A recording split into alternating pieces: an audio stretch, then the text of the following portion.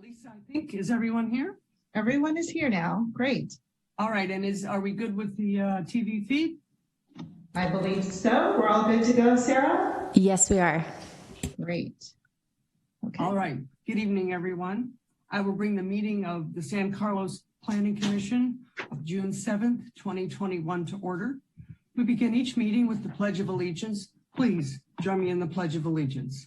I pledge allegiance to the flag of the United States of America, to the republic which it stands, one nation, under God, indivisible, with liberty and justice for all. A roll call, please. Yes. Commissioner Iacopone. Present. Commissioner Clements. Present. Commissioner Bradley. Present. Vice Chair Roof. Present. And Chair Garvey. Present. The next item on the agenda is public comment. Public comment is limited to items not on the agenda. The Commission may briefly respond to statements made or questions posed as allowed by the Brown Act. However, the Commission's general policy is to refer items to staff for attention or have a matter placed on a future Commission agenda for a more comprehensive action or report. Does anyone have a comment that they would like to make on this public comment item, something that is not on the agenda? Is there anyone in the waiting room?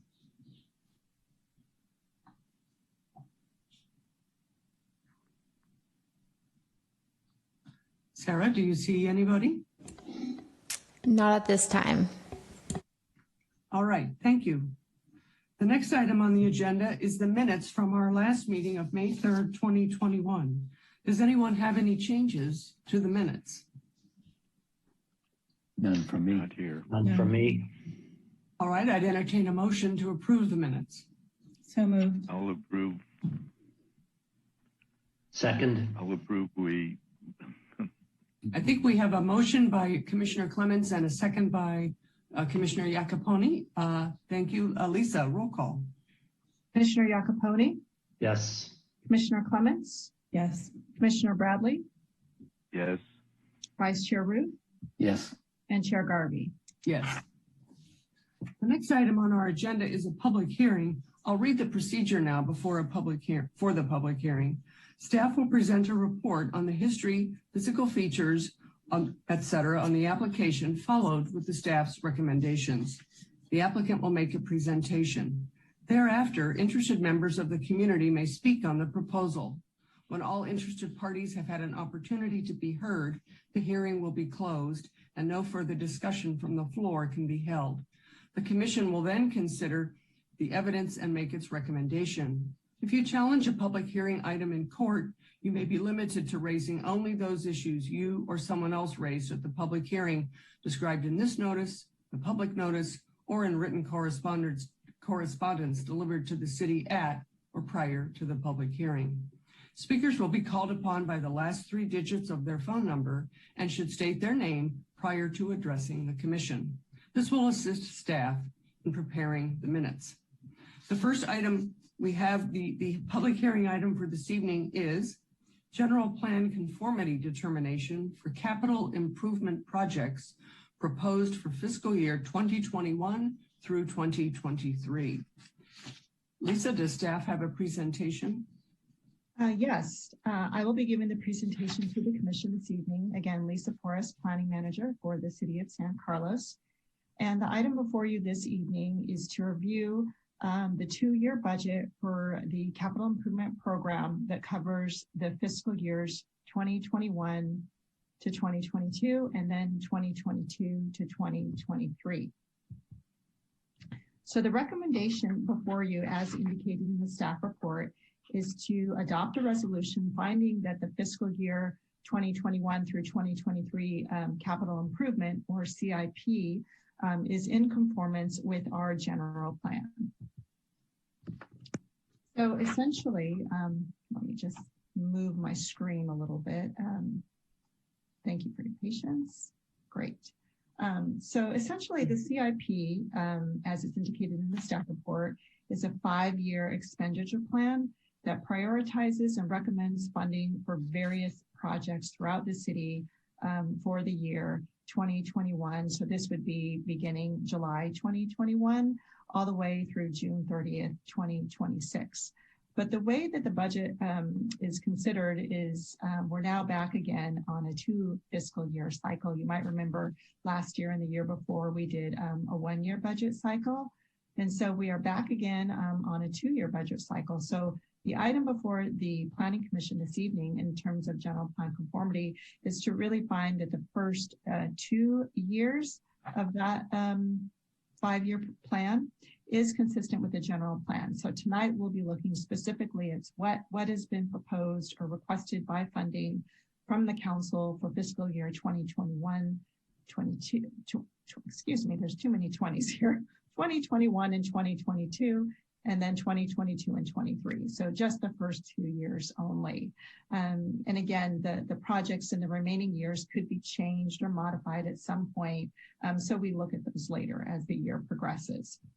So in terms of all the items that are before the Planning Commission this evening, they have been reviewed by the City Council during the budget process. And we essentially started the budget process within the first quarter of this year, where we presented a budget to the City Council, including any requests for projects. And so really what this CIP component consists of are all of the projects that are intended to be funded over the next 2 years. And so this will include projects that have been previously funded and are ongoing, and then now includes new projects. So what we didn't see yet last year were any really new projects, and we might have had certain projects cut because of the COVID-19 pandemic and a little bit of uncertainty about the budget. So taking a conservative approach, there were no new projects, as you may recall from the last budget cycle. But in this particular one, we have identified new projects going forward, and the council has looked at those, and they had a study session on that in the beginning part of May, on May 1, and then they will be considering formal adoption on June 14th. So just a little bit of background in state law regarding this issue. Well, this is required to be reviewed by the Planning Commission at a duly noticed public hearing for consideration and determination of conformity with the general plan. So these are just a couple of bullet points outlined by state law, where it indicates the Planning Commission is to hold a public hearing and determine that the projects presented do conform with the adopted general plan. So the next couple slides, I'm just going to very quickly identify each project. This is not intended to be a presentation on every single item. To do that, I would need a lot of my City of San Carlos colleagues here to describe. A lot of these are ongoing maintenance, and if you have any questions, we can certainly talk through them. Just a couple of things that I do want to point out before we get into this is that the packet, of course, that you have is not only the staff report, but it has three attachments. Of course, the first one is the draft resolution, should you find that these projects conform to the general plan. And in the staff report, it does indicate a number of general plan goals and policies and action items that are consistent with these projects. And certainly, I like to use this example where, a city, if it didn't have anywhere identified in its general plan for a baseball stadium, why is it putting money towards a baseball stadium? That's an extreme example. But suffice to say that a lot of the work projects that you're going to see here, in fact, do meet many of the city's goals, objectives, and action items that are identified specifically in the general plan. But I won't go through them here, but certainly I'm available to answer any questions if the commission has any.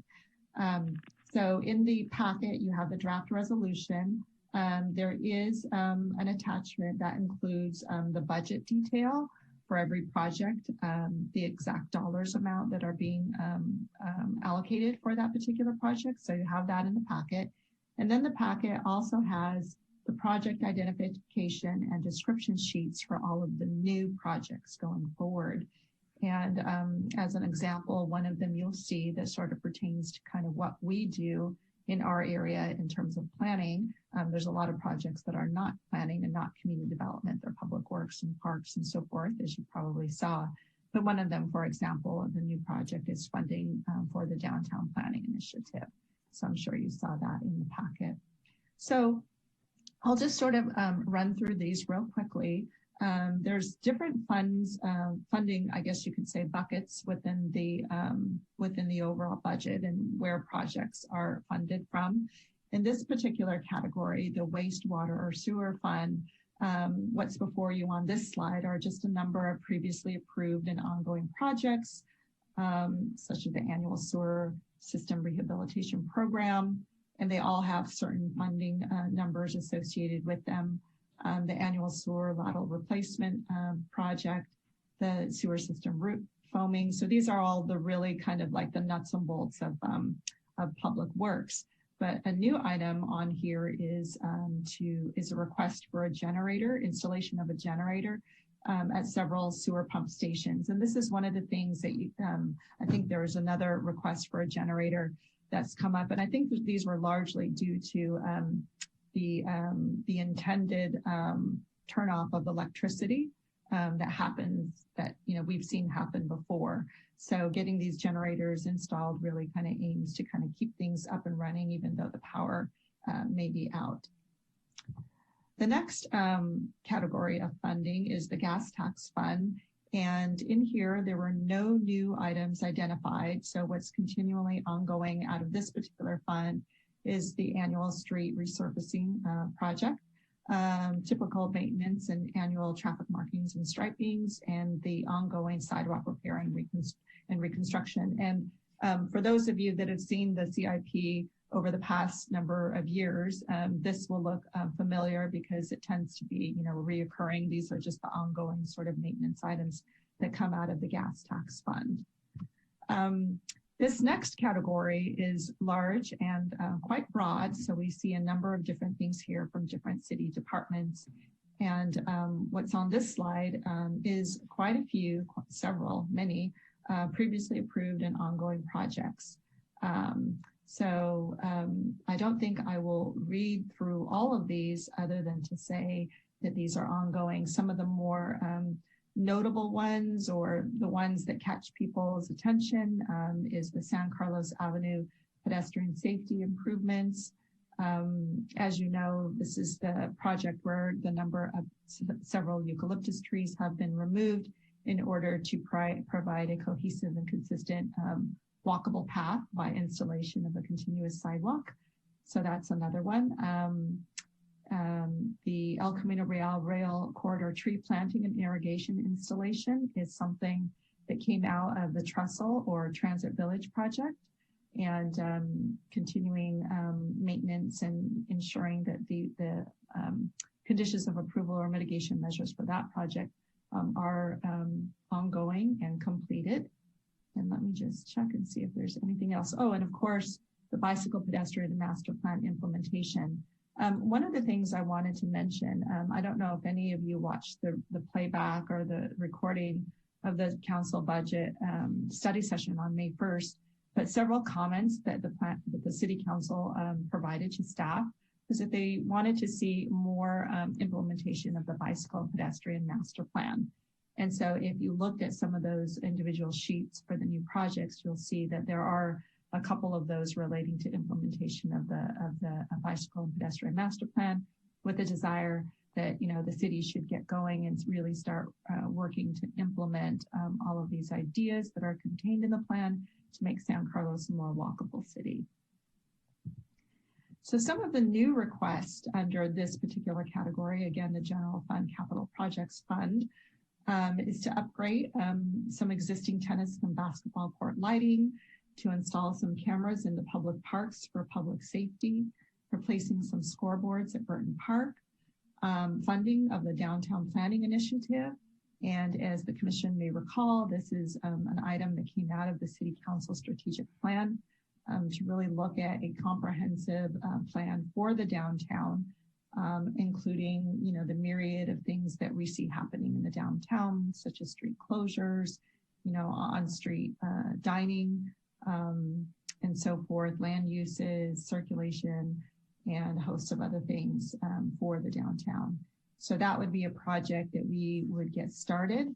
Community development and planning would get started at the beginning or during the first quarter of 2022 after we make some progress with the East Side Plan. The housing element will still be underway. That will wrap up at the end of 2022, but at the beginning of 2022, we'll be kicking off a downtown planning initiative. That is the objective and strategy at this time. So we are preparing for it by requesting funding for it as the council has directed us to do so. Guardrail installation along Britton Avenue. There's the San Carlos Quick Build pilot program, and I believe this is implementation of the bicycle and pedestrian master plan. I'd have to look at that sheet again, but some of these are for that implementation for more walkability. Upgrading Fire Station 13, which is downtown, and then a standards of cover study. I think that's also the bike and ped plan. And then a new drone unmanned aerial vehicle. This is really for fire safety, wildfire safety objectives. And then installing compost receptacles in our downtown. And then moving on to the next bucket of funds, the park in lieu. So this is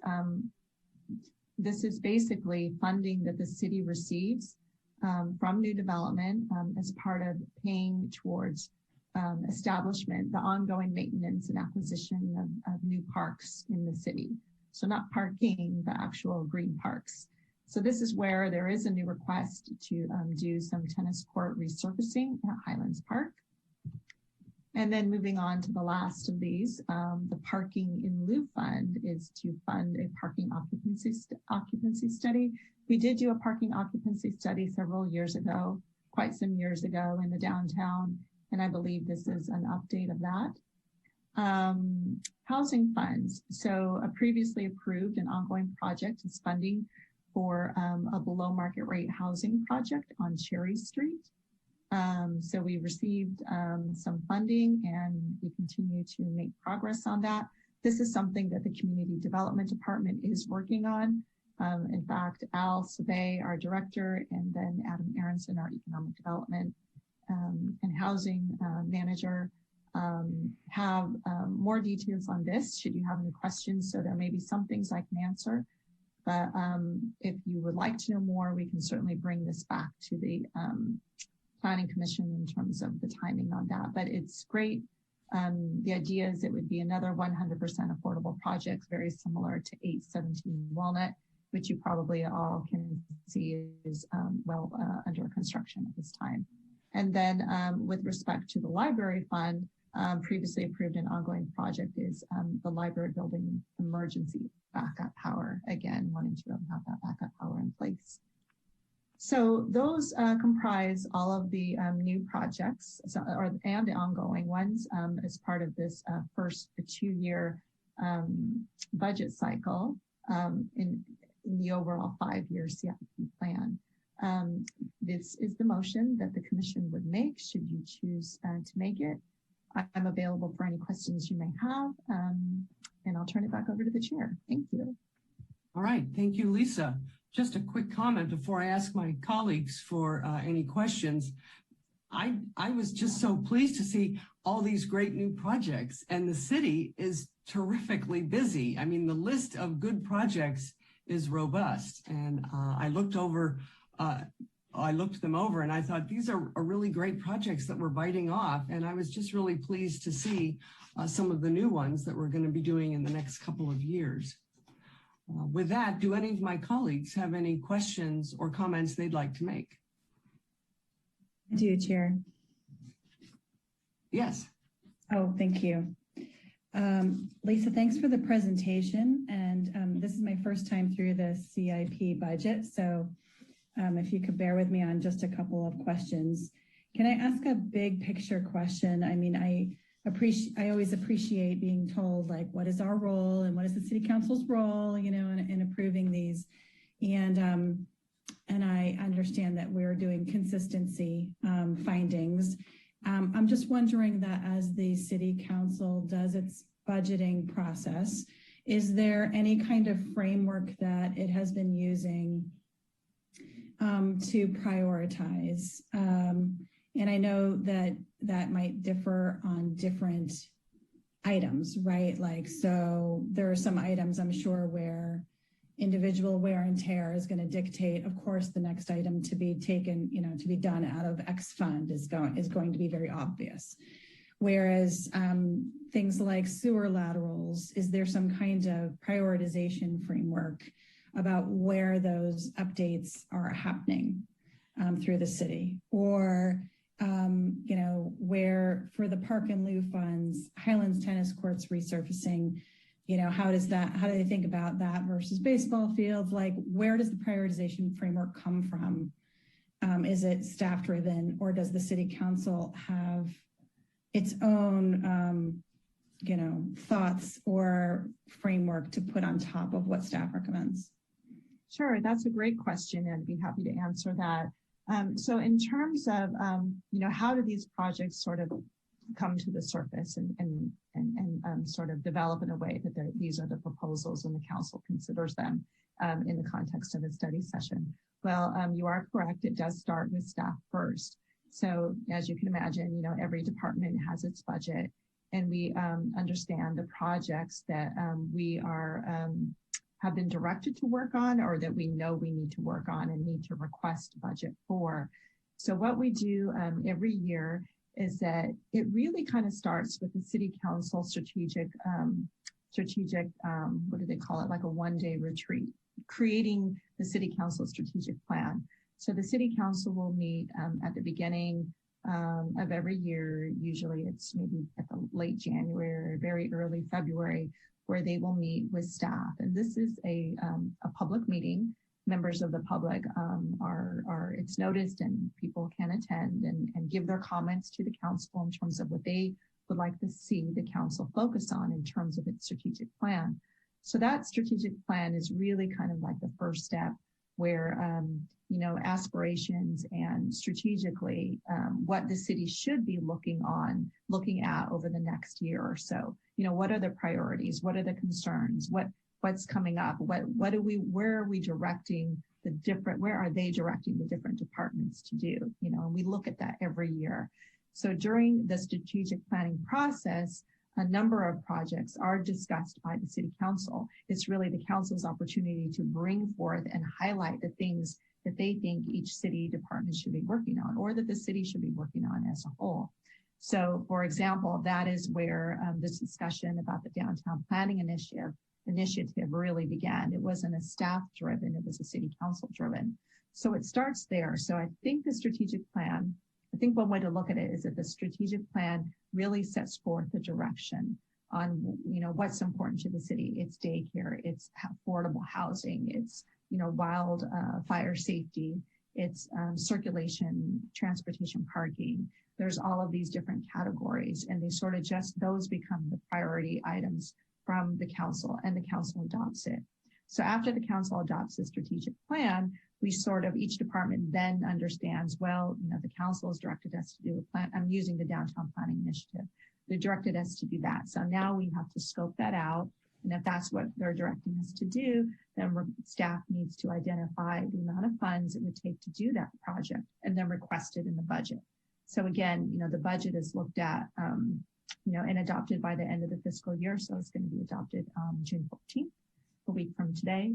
But the process really starts with the strategic plan at the beginning of the year. So once it passes the strategic planning process, each department will sit down and determine the amount of funding it needs in order to carry out the work. And it will not only come from the strategic plan, but sometimes it comes from other things that we know about in each of our respective departments or divisions, things that maybe are mandated by the state that we need to do, or things that have been ongoing projects that we know we're going to need to get funding for. A lot of those are public works, right?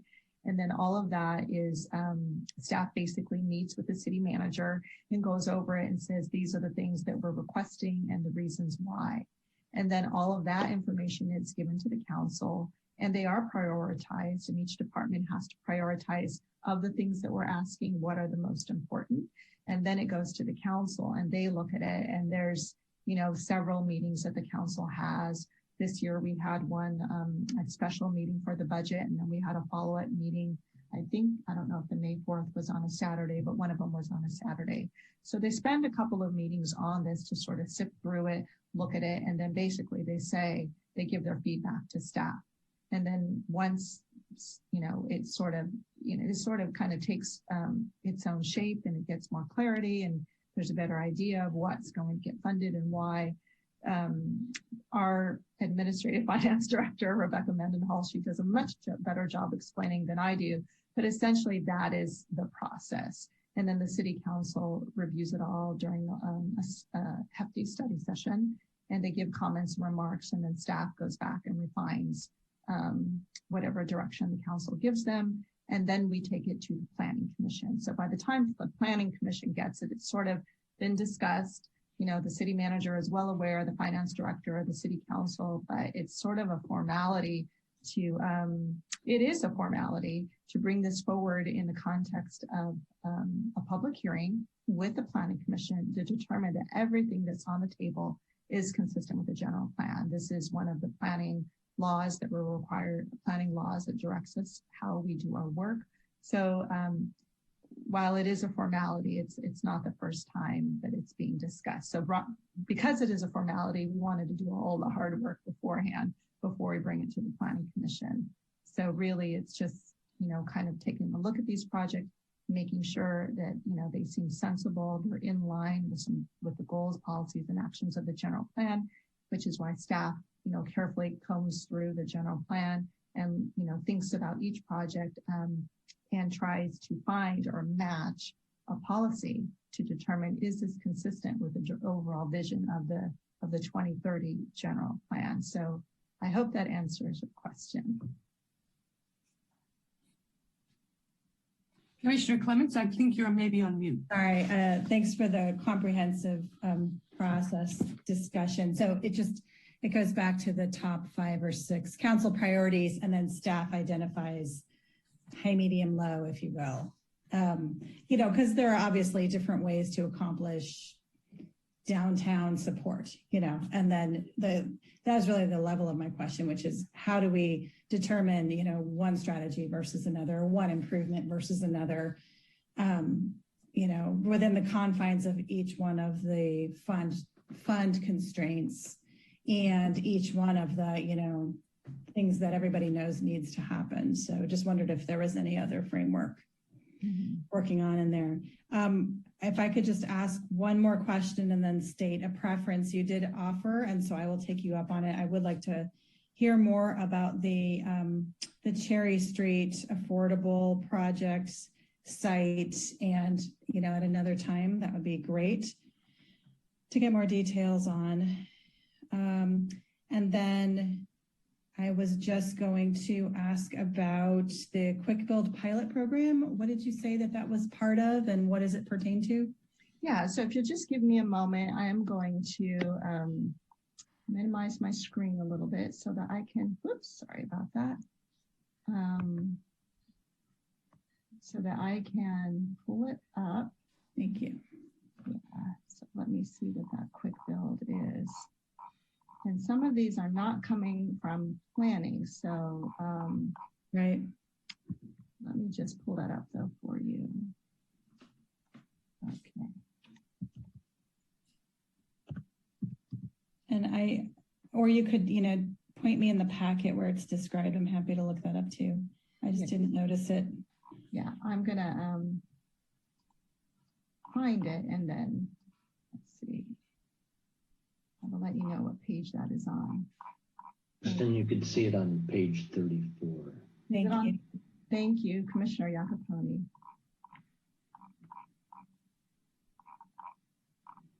So I see. Thank you. First last mile connection. Okay. To Caltrain.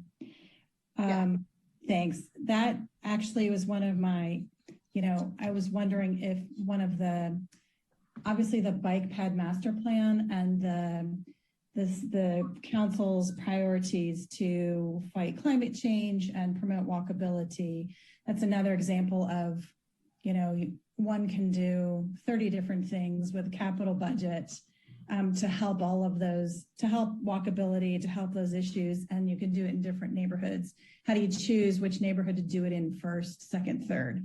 I know that you said the El Camino Real tree planting was part of the development agreement, it sounds like, for the station development, but something like this pilot program is a good example as to, are there other things that get driven sooner rather than later that hook to different priorities, and how did that get prioritized over something else? Yeah, that would be a question I would need to go back to our Public Works Department. And I'm curious. That's okay. If there's no overriding framework or like scoring process or something to refer to, that's totally fine. In general, I support, this is something like the example that I would love to raise to the top. So it's great to see it here that, to promote walkability along our main transit corridors, to get people to Caltrain and to make it not too hot. As you do that, all of that, very important, I think, to promoting that walkability or biking, and so that's all great.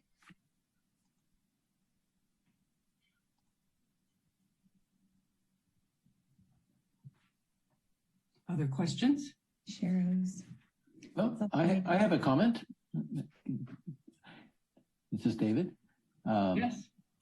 And first, I wanted to commend the staff for making our job really quite straightforward to identify the budget items and how they conform to the general plan language. It was all very explicitly mapped out. So it was fairly easy for me to conclude that all the items are conforming to the general plan. So I don't have specific concerns there. I'd like to second the thought about having the staff give us an update on the Cherry Street affordable housing, because if we get an early look at that, then there might be more opportunity for us to contribute ideas that could shape that going forward. So be wonderful to get that early in the process. yes, absolutely. I will take that back and let Al and Adam know, and I'm sure that it won't be a problem getting that on the agenda in the near future. Just a status update, a little description about the project, I think would be great. Wonderful. Thank you. That's all I have. Bradley here. I would second that both previous commissioners' interest in the status of Cherry Street and what we can learn about it to move ahead. But my comment or question is on the Downtown Initiative project, on the scale of it and the scope or the process that the staff will be using to move ahead. Will this be a consultant or in-house job primarily? And also the scale of it, will it include the eastern side of 101 and the tracks, El Camino, or just Laurel Street? Those are both very good questions. We anticipate this will probably take the form of a strategic plan. So under California state law, there's specific components that would need to be included in order for it to be called a strategic plan. And we would be going out with an RFP to hire consultants to help staff do it. So this would be at least a 2-year long project. We hope to start in March 2022 and then conclude by March 2024. So to answer your question, in terms of consultants, yes, absolutely, definitely very much needed. So we hope to have them on board by the end of the first quarter of 2022.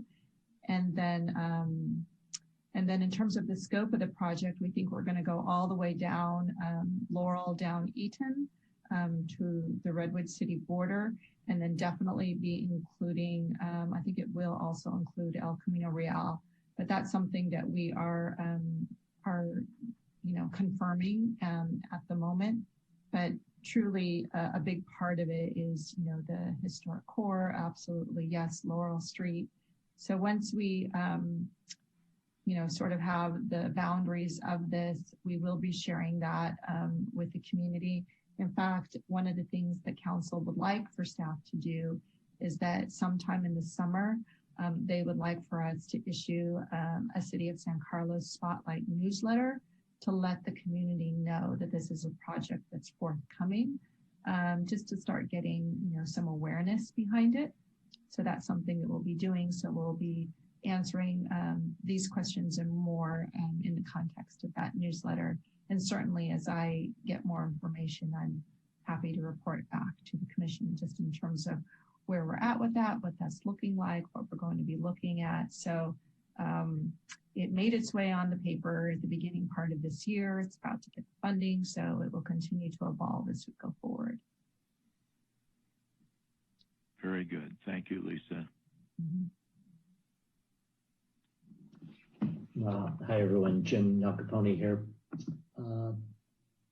I guess I would definitely echo the comments that the great work by staff made.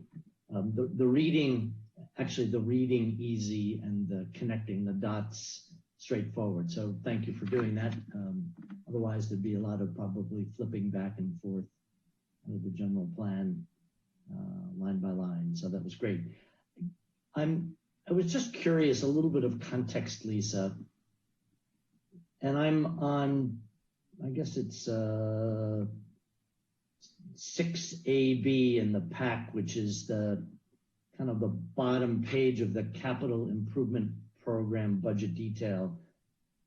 And I'm seeing that, so roughly for 21, 22, the fiscal year, about 17 million in capital, and then 4 million the following year. So maybe two questions. What would the prior years have looked like? Is 17 million a huge number, about the same, lower? And second is there any reason for what I guess looks like a fall off, going down to about a quarter of the spend in the next fiscal year versus this one? Or is this just a set of placeholders and it'll get updated next year and that 4.1 million will be refreshed? So can you help me with those two things? Yeah, that's a good question. So for example, I'll go back to the downtown planning initiative. So staff is estimating the project will cost 1 million to do, to hire consultants and get the work done. It could be lower, it could be higher, but we won't know until we get some proposals back with some budgets attached to that, right? So when we make our request, we know we're going to start in the fiscal year 21, 22, right? So when we ask for funding, we're not asking for half of it in the first year and then half of it in 22, 23. If we had that 4 million would be 4,500,000, right? But instead we're asking for all of it at once. That way we have the money, it's already been appropriated and we can use it. Sometimes projects, get off to a fast start and you're spending more early on when it tapers down. It just really depends. The reason why we asked for it all in the first year is because we didn't want to have any of it tied up to a 2020, 2022, 2023 budget. So I'm sure there's other projects kind of that have been presented with that sort of frame of mind, where they want all the money now rather than to request, split it down, or half and half, right? Otherwise it would be 17, 18, 19, 20, 22, right? It would be 11 million one year and then 11 million the other year. So what I think you're seeing is that just the full funding kind of going right into, being directly appropriated and available for use. So it's kind of in a fund and it's just waiting, to get expended. And it's not tied up to any sort of later fiscal year where it would be available at that time. So that's going to be my answer to you on that. However, it could be that maybe the 17 million is a little bit more than what we've seen in past years. I'd have to go back and look at prior budgets to see, traditionally, what does the first 2 years look like and what are the amounts looking like? And if that's something that the Planning Commission is interested in, I can keep that in mind for future, for future hearings on this item, just to kind of give you more information. And certainly I'm happy to hear that, because if the commission would like to know, well, where were we last year and where are we now, or what's been our 5-year spending plan? If this is the kind of information that kind of helps frame the picture for the commission, I can definitely add a lot more to this item. But again, it's that sort of maybe can bleed a little bit into the funding, but it helps kind of give a picture. So while you're not determining the funding, you're really just looking at the projects for consistency with the general plan. It is something that I can include in the future and future presentations, or even as an informational item. If you're interested, I can easily get those numbers for you from finance and just show you a little bit of a time, basically what the numbers have been over the past, 2 years, 3 years, 5 years. If that's something that would be helpful for the commission to sort of be aware of. It's information, it's public. I can definitely, package it and bring it back. Or at least send it to the commission as an informational item. Sure. Thank you, Lisa. I really appreciate the kind of the current year context and, this notion of putting in for the amount now so that the project can get started, and then as funds are needed, they can be drawn on because they're all approved. That makes complete sense. And on the other point, I think it's just, I don't have an appreciation of the level of reinvestment from all of the funding sources that we make every year. And so I can't judge whether 17 million is a big number, a small number, and I, for one, would be interested to know. Yeah. It should be pretty easy to put together. Our folks in finance will help me out. They'll do all the work. And I can definitely send it off as an informational item. Not a problem. Thank you. And to build on Commissioner Iacoponi's comment, without looking at the specific number, 17 million, I'm guessing in the last year with the pandemic, the city management put in place restrictions or constraints of some sort on budgets and possibly even capital expenditures. I'd be curious to know, what is the general outlook, and are some of these restrictions still anticipated to remain in place, or are they are things looking better, and maybe this 17 million is a little larger than last year because the restraints are coming off, because we're feeling somewhat more confident with our ability to generate income as a city. I'd be just curious as to how the city sees itself being positioned after this year of pandemic. Yeah, I will send the commission the link and try to find that discussion with a timestamp so that you can look at that, because that was a discussion item that our finance administrative services director, Rebecca Mendenhall, had a discussion with the council. So I can send that as an informational item, so you don't have to weed through all of the hours of the budget study session, but be able to hear that particular conversation directly.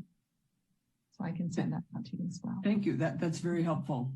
And the one additional comment I had is one of the projects that rose to the top for me has to do with the sort of proactive thinking that the city is moving towards with respect to backup power generation, in anticipation that there will be rolling blackouts, that there will be blackouts that we don't even anticipate. And I think as a service and a safety issue, to maintain power at the sewer, the sewer pump station and the library seems a very prudent idea. And I just wanted to commend the city for thinking about that. Any additional questions of Lisa before we see if there was anyone in the waiting room from the public who wanted to comment? I had All right. one question, Chair Garvey. I hope you don't mind. I just wanted to follow back up on the parking study. And I think, Lisa, you had said that with the parking in lieu fund, that it was a continuation or a part 2 of the previously done parking study. So, and it's an update of the downtown. So is the focus going to be on the downtown? Is it going to extend further south? Kind of as you were saying, the downtown planning initiative was actually going to go all the way down to the south part of the city. Is there a reason that we wanted to do that study at this time? Unfortunately, I don't have the answers to those questions, but I can definitely get them for you. So I'll have to talk to some other city staff that have that more detailed information or that have the answers to those questions, and I can send that to the commission as an informational item as well. And I apologize, I don't have the answer. Oh, no worries. I was just curious. I know that, you know, a lot of businesses find parking very important. And I know with the circulation plan and the conversation about Laurel, and, you know, a lot of people like Laurel shut down the way it is to walk. But I also know that businesses find the parking important. And so just kind of wondering whether there is a connection there or whether there were going to be findings as to whether the lots across El Camino were actually used and were effective for the businesses that, you know, they kind of been created to help support. So just wondering kind of on that, was this always the anticipated timing or what the genesis of this timing was? Yeah. I'll look into that for you. Thanks. And then let the whole commission know. Yeah. Thank you. All right, let's move forward and see if Sarah, is there anyone in the waiting room who would like to make a comment? And if there is, you can use the raise hand function, or you can press *9 on your phone.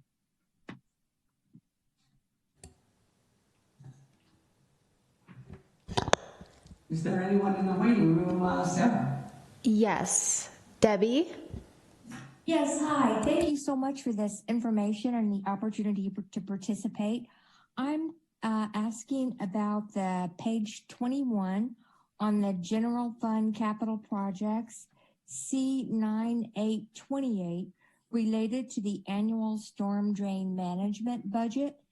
If you look at it, it looks like you've only spent $1,018 so far this year, but it's been budgeted for $570,000 before June the 30th. And so I wanted to know if there are plans to use those funds to improve the storm drain. On Pulgas Creek, where I live, a number of us are concerned about additional construction, say, for example, on Black Mountain or along the creek, using a lot more water, exiting a lot more water into the storm drains. And so we just wanted to be sure that there's adequate funds and attention to public safety. So that would be one question. And the second question is, with regard to the pump stations, is that for stormwater management or just for sewer? Because we were concerned that if the pumps fail during an electrical outage, during heavy rains, that would increase the risk of flooding along the various creeks. So if you could just comment about that, we would appreciate it. Thank you, Debbie. And through the chair, would the commission like for me to respond? Please, yes. Okay. With respect to the amount of monies being spent on storm drain management, I believe Debbie mentioned the project C9828. I don't have the detailed information on that. That is something that I can certainly relay to our city engineer or public works director, Stephen Machida, and see if I can follow back up with Debbie on that matter. And I know Debbie has my email address. Nice to see you, Debbie, and we can certainly try and get you answers to the questions that you asked this evening. I unfortunately don't want to respond because they're not in my department and I don't have accurate information to share. So I would prefer to talk to the director and our city engineer, Grace Lee, and then follow up via email, if that's okay, to both of those questions. And also the other question about the pump station, is it sewer or stormwater? So I can certainly follow up on that, Debbie, if that is okay with you. Absolutely, no problem. Thank you. All right, thank you. Moving on, Sarah, is there anyone else in the waiting room who'd like to make a comment? Not at this time. All right, then I would entertain a motion that we close the public hearing. So moved. Bradley. Second. Dr. Pony. All right, we have a motion and a second. Lisa, roll call.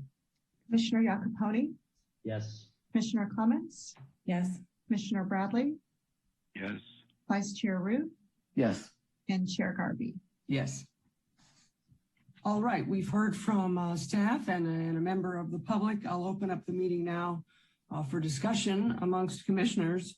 Who would like to start?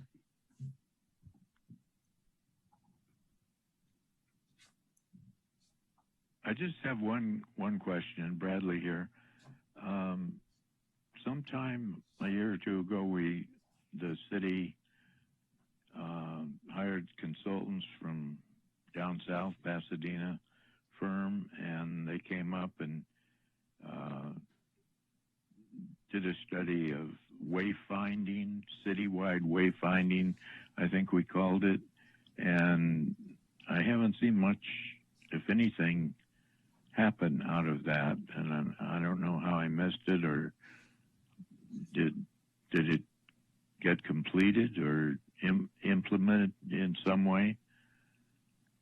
Yes, Commissioner Bradley, that project has not been completed to my understanding. This is a project that is being managed by Adam Aronson, in our Economic Development and Housing Manager. So I can certainly, he's also, maybe we can have him talk about both if he comes back for the Cherry Street Affordable Housing Project. We can also ask him to give an update on wayfinding if the commission is interested in that. But I don't believe that's been completed, and I couldn't give you the specifics as to why. That would be something I'd need to ask Adam Aronson about. Good, because I think it was a valuable project, and it would fit in with several other things about pedestrian and downtown and the whole city. Thank you.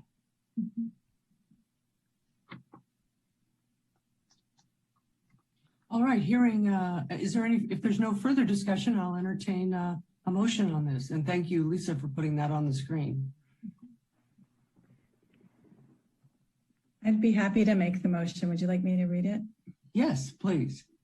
I move that the Planning Commission adopt a resolution finding that the fiscal year 2021 to 22, I believe, and 2022 to 23 capital improvement plan is in conformance with the City of San Carlos's general plan based on the findings and for the reasons incorporated in the staff report.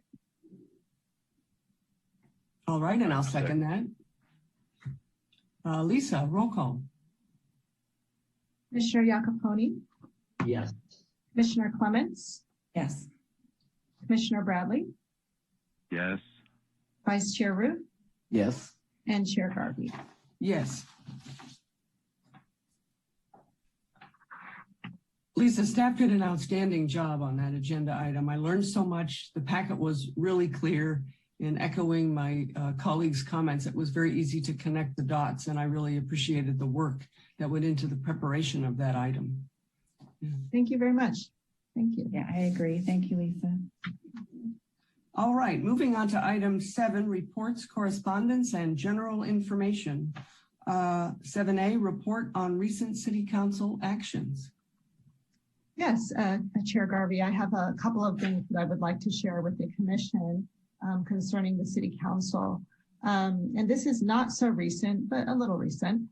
So on May 24th, the City Council discussed the idea of coming back into in-person meetings in the city council chambers at our city hall location.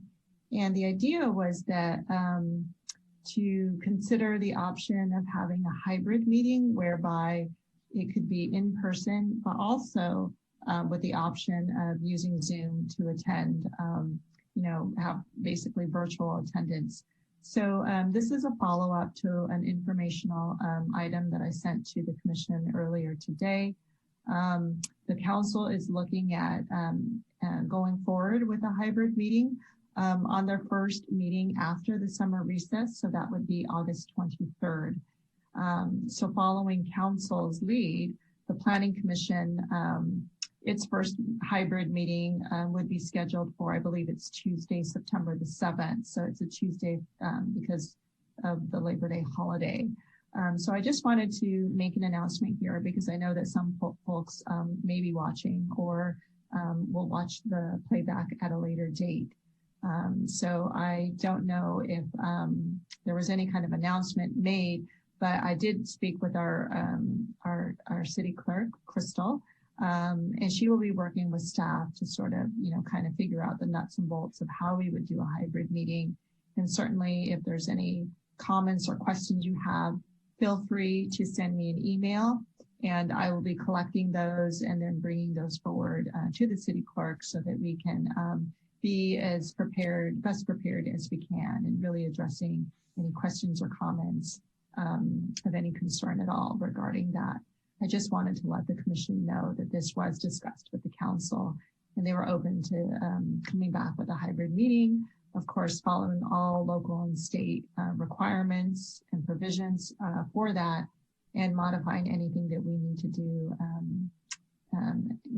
anything necessary that we need to do to prepare for that. So I just wanted to bring that up sooner rather than later.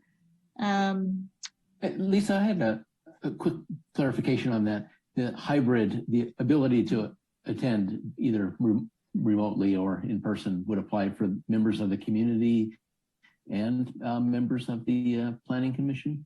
Well, that's a good question. I was wondering that myself, like would it, you could even lend it all the way to staff. And so staff, indeed. Yeah, I'm going to get clarification on that in terms of, what allowances the city is going to, be giving with respect to that. I don't know the answer, but you're reading my mind because that's my question as well. I thought this question might come up if the commissioners, should the commissions want an option themselves. Unfortunately, I don't know the answer to that. It's just that it had been discussed and we're looking at that and getting prepared for that. But in terms of how that would actually be structured, I need to still get more information on that. And that was certainly a question that I was anticipating. So thank you for bringing it up. Commissioner Clements, I see you have your hand up. Thank you. Yeah, I wanted to comment on my understanding of the law on this because I staff a commission where I work, and this has been a hot topic for many months. And my understanding is that the hybrid version is allowable under the Brown Act currently only for attendees. It is not allowable for commissioners. So for instance, if I were not feeling well and I wanted to Zoom into the meeting and everyone else come in person, that would not be permittable under current state law. So that's my understanding and what our attorneys at work have advised us. It is not clear to me what the rule is for staff, but I'm assuming for staff, they have to follow what the commissioners are doing because they have to prep the room for the commissioners. That said, there is a bill currently in the assembly from Alex Lee, I believe his name is, from San Jose. And I'm blanking on the number, has a lot of threes in it, that actually addresses this directly. That would allow for commissioners to also be remote or a combination.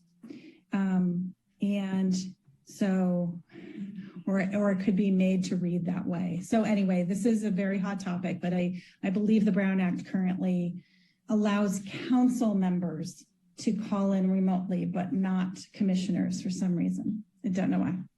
But that doesn't mean state law could not be changed. And I would love it if an attorney from the city of San Carlos told us that that was not correct, and that we have more flexibility. That'd be great to be wrong. So Yeah.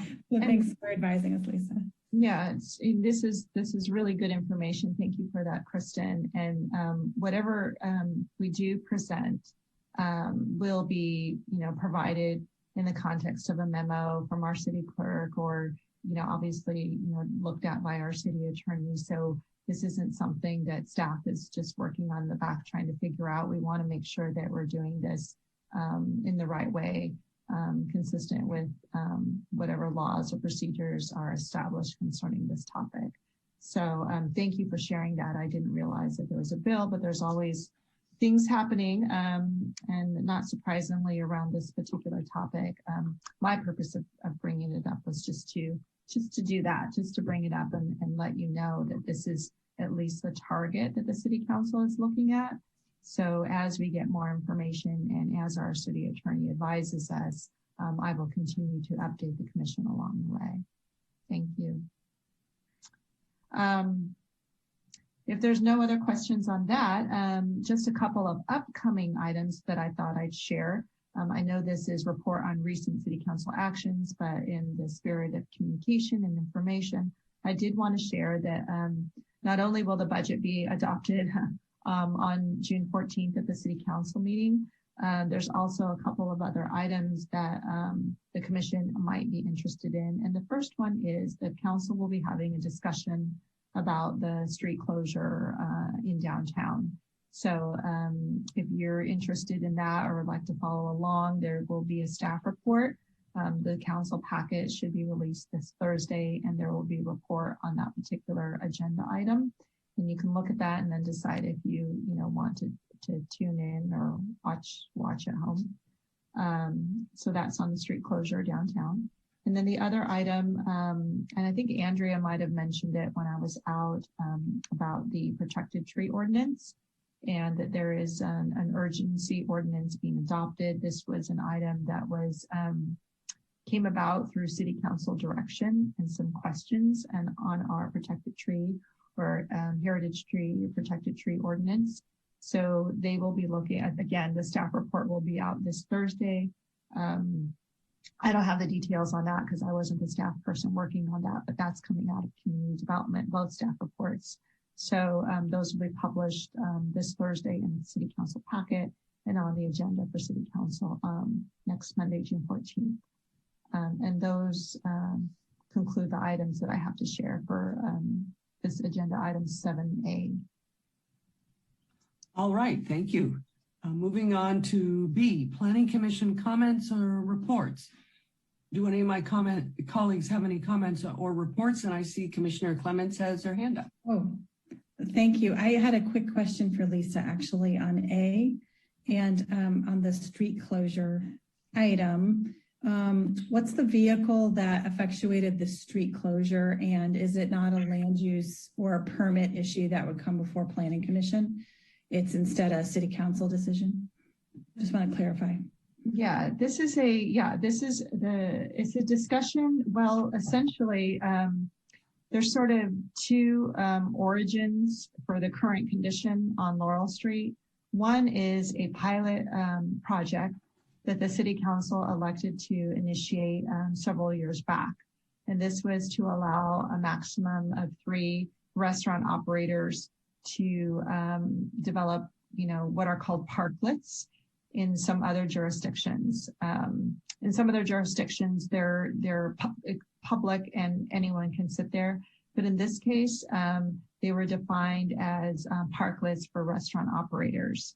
So there were certain parameters that were adopted by the council, certain design components that were adopted. There was a committee established, and this pilot project was intended to run for a specific time frame. So what happened is that I think the third restaurant operator was selected, but in the beginning, there was kind of like a call for projects where different restaurant operators could present something, and then 3 would be selected. As we all probably know by now, Town was the first one that sort of was built. So they obviously submitted something and got it reviewed and approved, and it was intended to run for a specific time. And then another one across the street was one that was approved. And I think the third one just got approved for, or will be soon approved for, it's the, oh gosh, I'm blanking on it. Oh, I'm so sorry. It's the hamburger place right across from Pete's. It used to be on East San Carlos Avenue. I'm blanking. Oh, Sneakers. Sneakers, thank you. For some reason, I was blanking on the name. So that would be the third. So this, was kind of like, our first look at just kind of a pilot program, even before, the pandemic. We had no idea what would happen with the pandemic. And then the second originator of this is, of course, the pandemic, and allowing, many restaurant operators to, put up spaces for outdoor service so they can keep their businesses in operation. So we kind of have two origins for how this situation came about, and including, lots of discussions with the council that have been on the agenda previously this year talking about it. And I think the item coming before the council, the 14th, is to kind of solidify the next steps, how long to keep it in place, what's the recommended timing for that. So this will be a pretty, robust, and I think it'll give some clear direction on what's going to happen to that particular area, at least for a designated time frame. So that's as much information that I know without preparing in advance and getting all the specifics. But the staff report will be out this Thursday that you can look at. And I can send a link to the commission to remind you all to take a look if you're interested. Great. Thank you for the information. Mm-hmm. Commissioner Iacoponi. Yes, thank you, Chair Garvey. I just wanted to advise staff and colleagues that the upcoming Planning Commission meeting, I'm going to unfortunately have to be absent. I guess one of the good and bad things of getting back toward normal is some evening commitments, and this one's been unavoidable. So I will not be in attendance on Monday, I think it's the 18th. It's the 18th? Or is it That's the 21st? next meeting. Okay, great. Thank you for letting me know. That's great. For everyone know. Any other planning commission comments or reports? I have one, but I'll see if anyone else has anything. Or I have one item on May 26th. I attended a workshop hosted by the City of San Carlos. This was on the focused general plan update, and specifically the housing element that is being updated. This was an excellent workshop. I'm really glad I attended. I learned a lot, and Lisa and her staff and the consultants did a really great job, and I'm glad I took the time to attend. And moving on to correspondence. Do we have any correspondence to report? None this evening. All right, and ending with planning staff comments, reports, and updates on current projects. Yes, I have a bit to share. So thank you for pointing out that we had a workshop on May 26th. We thought it went well as well. Good workshop. And there's some good information. So if anyone's interested in watching the playback, we don't have that available up on the website yet, but I hear from our consultants we'll be getting that up, I think by the end of this week. And so I'll send you a notice when it's available online, should you choose to watch it. And of course, we're going to be heading into study sessions with the Planning Commission on all of this. But, this is a great way to sort of follow the project along from its origins, before it gets to the Commission. So I just wanted to thank you, Chair, for pointing that out. And then with respect to the other long-range planning project that we're working on, the East Side Innovation District Vision Plan project, We are having our second workshop this Wednesday, and this will be a virtual workshop, and you can register at sancarlosinnovation.org. And I know that there may be interest from the commission to attend, and that's certainly fine. But because of the Brown Act, we have to limit it to 2 commissioners. And so far, I've only heard of 1 commissioner. Not that you all should be, or have to watch it live. You can also watch the playback. So I have heard from Vice Chair Ruth that he will likely be attending. So there is space for 1 more, should anyone want to attend live. But if not, that will also be recorded and available up on the project website following the workshop. So I just wanted to point that out. So if you're interested, you can email me, or I don't know if 2 people will email me, and then I'd have to get back and say, figure it out. We just need to have one, we have room for 1 more. But just, be mindful of the Brown Act is what I can share on that. And then at the next meeting on June 21st, which I am almost quite shocked that it's already the end of the first half of the year of 2021 already. But our next meeting on June 21st, we have 1 project that is on the agenda, and this is at 777 Industrial. This is the Primo Honda site. And as some of you may know, the Honda site hasn't been there for very many years. It's quite new, in fact. However, there is a proposal to convert the space into a life sciences building. And this is a project that Principal Planner Lisa Costa-Sanders has been working on. So she's the project planner on that. The notice will be going out in the paper today. That is an item on the agenda. And because will be on the next agenda, but because it's not on tonight's agenda, I'll just remind you to not ask me any questions about that because we can't discuss it. It'll be on the agenda for June 21st. And then the other item on the agenda for June 21st is our annual election of officers.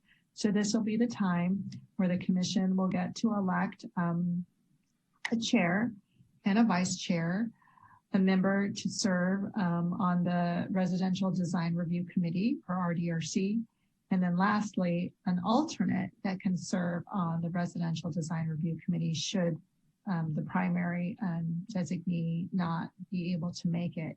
So there's essentially 4 slots that need to be filled. So that'll be on the on the agenda for June 21st.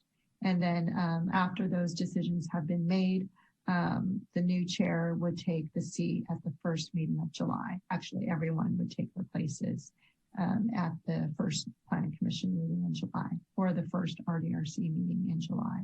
So I just wanted to remind the commission of that. We do this at the last meeting in June of every year. So all of you will eventually get a chance to serve as chair. So this is how that works. Let's see. I think that's it. Yeah. Commissioner Iacopone, I think you have a raised hand. Thank you, Chair Garvey.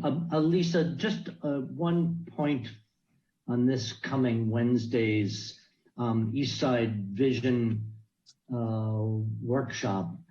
I have a reservation, so maybe I'm the second planning commissioner in attendance. Okay, so maybe this would be a good time to find out if any other commissioners have RSVP'd or were interested. I am not available, so I look forward to looking at listening to the recording. Okay.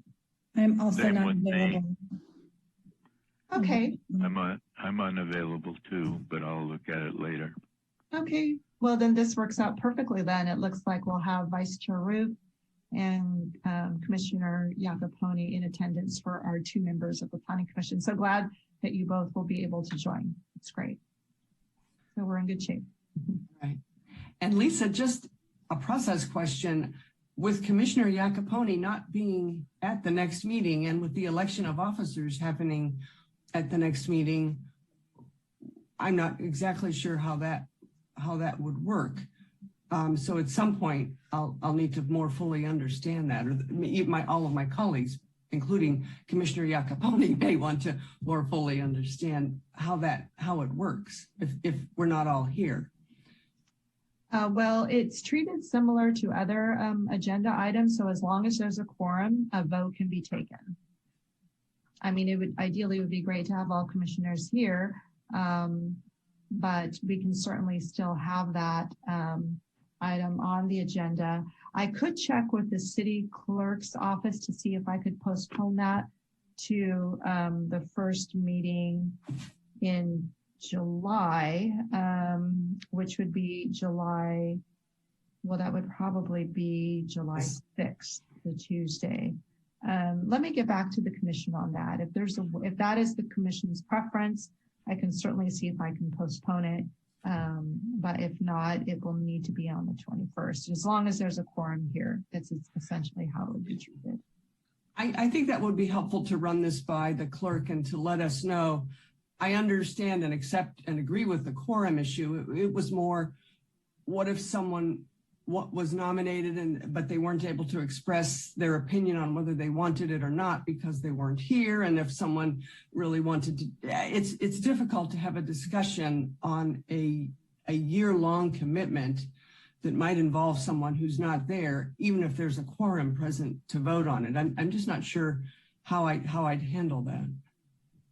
Okay, let me check with the clerk and I will follow up with you, Ellen. Okay. And whatever information I get back, I can just share as informational to the rest of the commission. Okay. I could also comment. I mean, I think if Commissioner, it was Iacopone who could not come. Sorry, who could not be there?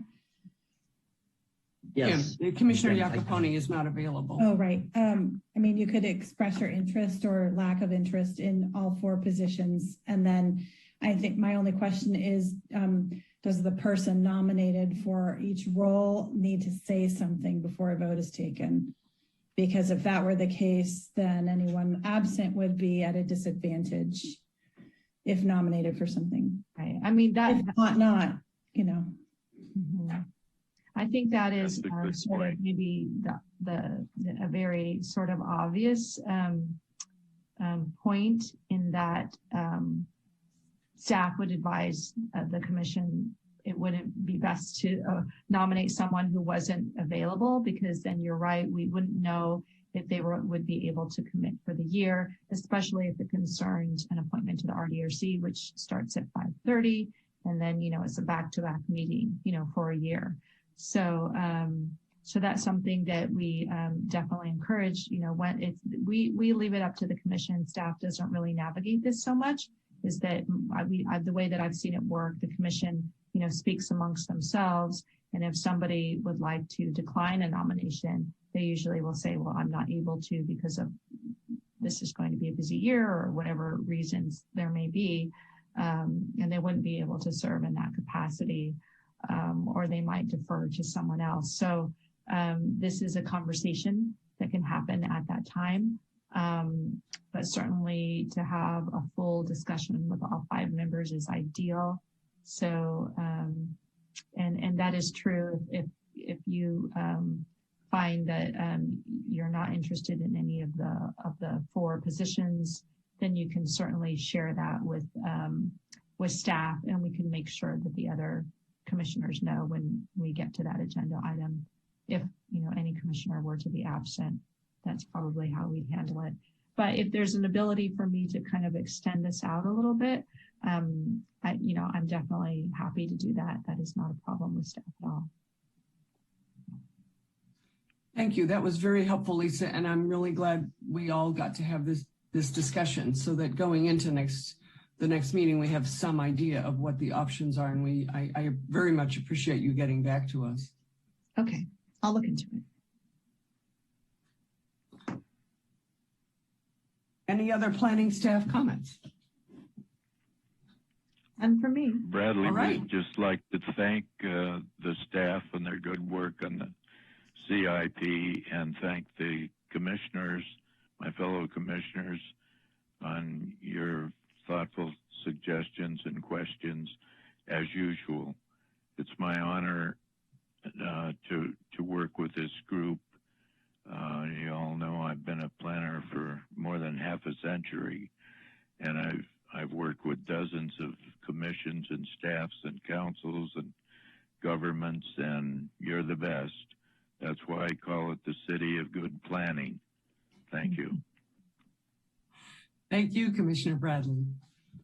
And on that positive note, we are adjourned, and we will see you back here in 2 weeks.